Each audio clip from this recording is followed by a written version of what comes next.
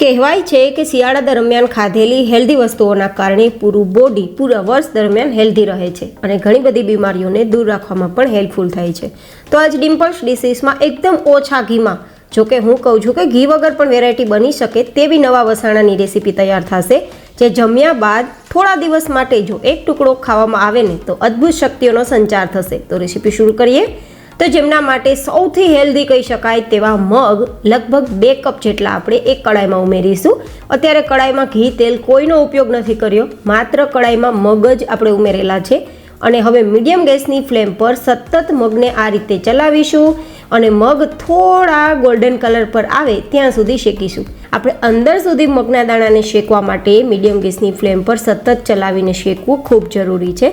આ નાની મોટી ટિપ્સને ધ્યાનમાં રાખશો તો વેરાયટી હેલ્ધી તો બનવાની જ છે, પણ સાથે સાથે એટલી અદ્ભુત ટેસ્ટ આપશે કે તમને વારંવાર આ વસાણું બનાવવાની ઈચ્છા થશે. મગની અંદર એન્ટીઓક્સિડન્ટ એટલું બધું ભરપૂર હોય છે કે તમારા ખરાબ કોલેસ્ટ્રોલને દૂર કરે છે, પરિણામે હાર્ટ એટેકથી બચાવવામાં તમને હેલ્પફુલ થાય છે, બ્લડ પ્રેશર એટલે કે બીપીને કંટ્રોલ કરે છે, પાચન ક્રિયા સુધારે છે. તો આ રીતે હવે તમે જોઈ શકો છો કે પહેલાં કરતાં મગનો કલર થોડો ડાર્ક ઉપર આવી ગયો છે અને મને સુગંધ પણ એકદમ સોંધી સોંધી આવવા લાગી છે. તો હવે આપણે ગેસની ફ્લેમ બંધ કરી અને આ મગને નીચે ઉતારી એકદમ ઠંડા કરીશું.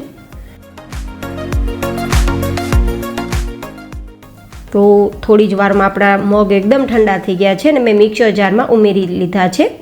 તો આ રીતે હું ટચ કરીને તમને બતાવું ને તો બિલકુલ ગરમ નથી, જો બિલકુલ ગરમ નથી. બસ આ રીતે એકદમ ઠંડા થઈ ગયા બાદ આપણે એકદમ સરસ પાવડર તૈયાર કરવાનો છે. કે મગ છે તેનું ટેક્સચર થોડું દાણેદાર જ હોય છે, સાવ રોટલી જેવો તો નહીં દળાય પણ ભાખરીના લોટ જેવો તો દળાય જ જશે. બસ તેવો આપણે દળવાનું. હવે આપણે આ લોટને ઘી વગર પણ શેકી શકીએ છીએ, પણ હું અહીંયા 2 ચમચી જેટલું દેશી ઘી ઉમેરું છું તે જ કડાઈમાં, જે કડાઈમાં મગ આપણે શેક્યા.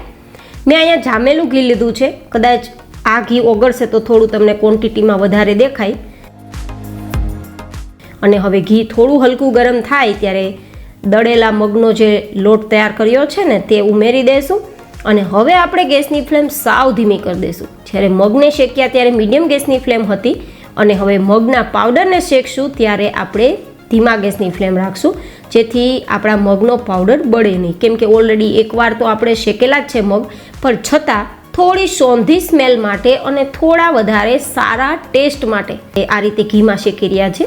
તમે 2ની જગ્યાએ 4 ચમચી, 6 ચમચી, 8 ચમચી ઘીમાં પણ શેકી શકો છો અને ઘી વગર પણ આ રીતે તમે ધીમા ગેસની ફ્લેમ પર લોટને શેકી શકો છો. ચોઈસ તમારી પાસે છે, બટ શિયાળામાં થોડું ઘણું ઘી છે તે શરીરમાં જરૂરી છે, તો ખાવામાં કંઈ જ પ્રોબ્લેમ નહીં થાય, જરૂર ખાજો.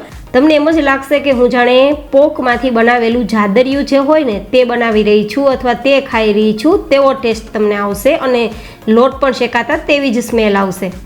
પણ આ રીતે વેરાયટી તાકાતવાળી પણ બને છે અને સ્વાદિષ્ટ પણ બને છે. તો કલર થોડો લાઇટ ગોલ્ડન કલર પર આવે ને ત્યાં સુધી આપણે આ રીતે ચલાવીને શેકીશું.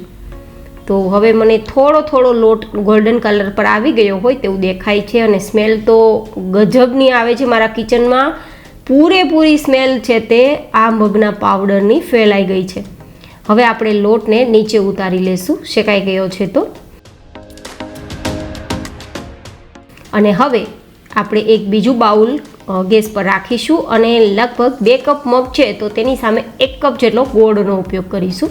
મેં દેશી ગોળ લીધો છે, તમે સુધારેલો ગોળ હોય તો 1.5 કપ જેટલો પણ લઈ શકો તમારી મીઠાશને અનુકૂળ, પણ મેં થોડો ઓછો ગોળ ઉપયોગમાં લીધો છે.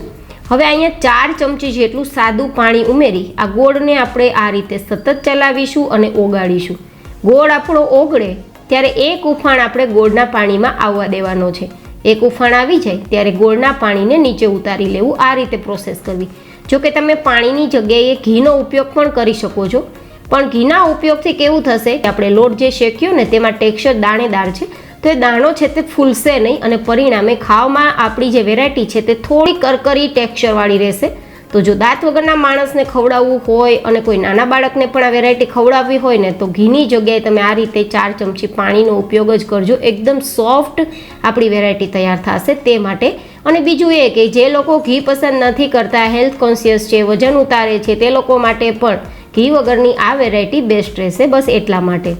તો આ રીતે આપણે ગોળ આપણો ઓગળી ગયો છે અને હવે એક ઉફાણ પણ આવી ગયું છે. તો નીચે ઉતારી લેશું. મિત્રો, ગોળ છે તેને આપણી સંસ્કૃતિની અંદર નેચરલ મીઠાઈ તરીકે ઓળખવામાં આવે છે. ખાસ તો આ નેચરલ મીઠાઈ શિયાળા દરમિયાન ખાવાથી તમને અદ્ભુત શક્તિઓનો સંચાર થાય છે, હાડકાં મજબૂત થાય છે, થાક હોય તો શરીરની અંદર રહેલી નબળાઈને દૂર કરી થાક પણ દૂર કરે છે, આંખોની રોશની માટે બેસ્ટ છે, માથાના દુખાવા માટે બેસ્ટ છે. ગોળ છે તે સર્વગુણ સંપન્ન છે, તેના વખાણ કરીએ તેટલા ઓછા ગાઈઝ. એન્ડ ખાસ શિયાળામાં ગોળ કદાચ ન ભાવતો હોય તો આ રીતે વેરાયટી બનાવીને ખાવાથી તમને ખરેખર અદ્ભુત ફાયદાઓ થશે. અને આ આપણું ઓગાળેલો ગોળ છે તે આપણે જે શેકેલો મગનો પાવડર છે ને તેમાં ઉમેરી અને મિક્સ કરી દઈશું. તો મેં અહીંયા એ રીતે બંને વસ્તુનું કોમ્બિનેશન કર્યું છે. મગ પણ હેલ્ધી, ગોળ પણ હેલ્ધી અને શેકવા માટે 2 ચમચી ઘીનો ઉપયોગ કર્યો છે, જે તમે સ્કીપ કરીને વેરાયટી તૈયાર કરી શકો. તો આ રીતે મગ ગોળની બનાવેલી વેરાયટી જમ્યા બાદ જો તમે એકાદ નાના ટુકડા જેટલી ખાશો ને તો તમને ખરેખર થોડા જ દિવસોમાં તમારી ખુદ શરીરની અંદર રહેલી શક્તિઓનો સંચાર થતો દેખાશે. તો આ રીતે વેરાયટી હવે લાડુ બનવાના શેપમાં આવી ગઈ છે, કારણ કે જેમ જેમ મિક્સ કરશો ને તેમ થોડું ઘટ થવા લાગશે. લાડુ જેવો બેઝ બંધાઈ જાય તો તમે લાડુ પણ બનાવી શકો છો અને કોઈ પ્લેટમાં ઘી લગાવી અને પછી પ્લેટમાં આ રીતે પાથરી ટુકડા કરીને પણ તૈયાર કરી શકો છો. ચોઈસ તમારી પાસે છે મિત્રો. આ વેરાયટી જરૂર ટ્રાય કરવા જેવી છે. એકદમ હેલ્ધી છે, ઓછા ખર્ચમાં બની જાય તેવી છે અને જેટલી હેલ્ધી તેટલી જ ટેસ્ટી છે. તો બનાવવા જેવી આ રેસીપી તમને કેવી લાગી કોમેન્ટમાં ફીડબેક જરૂર આપજો. તો આ રીતે મેં પાથરી દીધું છે અને હવે થોડા કટ લગાવી દઈશ. કટ લગાવ્યા બાદ એકદમ ઠંડુ કરવાનું છે. ગરમ ગરમમાં ક્યારેય ટુકડા બહાર ના કાઢવા, નહીં તો ડીમોલ્ડ નહીં થાય, ભૂકો થઈ જશે એટલા માટે. તો કટ કરી ઠંડુ કરીશ અને પછી આ ટુકડાને આપણે લગભગ 1 વીક માટે ફ્રીજમાં રાખ્યા વગર ખાઈ શકીએ છીએ અને 15 દિવસ માટે ફ્રીજમાં રાખીને ખાઈ શકીએ છીએ.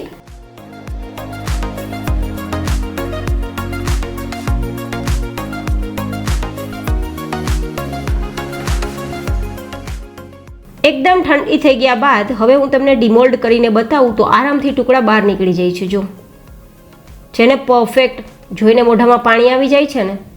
આ વેરાયટી જે એકવાર ખાશે ને તે વારંવાર આ જ વેરાયટી ખાવાની પસંદ કરશે, એટલી ટેસ્ટફુલ બને છે. એકવાર ટ્રાય જરૂર કરજો. અને આ રીતે ટુકડા આરામથી થઈ જાય છે, મતલબ ખાવામાં પણ સોફ્ટ છે. ફરી મળીશું એક નવી જ ઇન્ટરેસ્ટિંગ રેસીપી સાથે. ત્યાં સુધી bye bye and take care.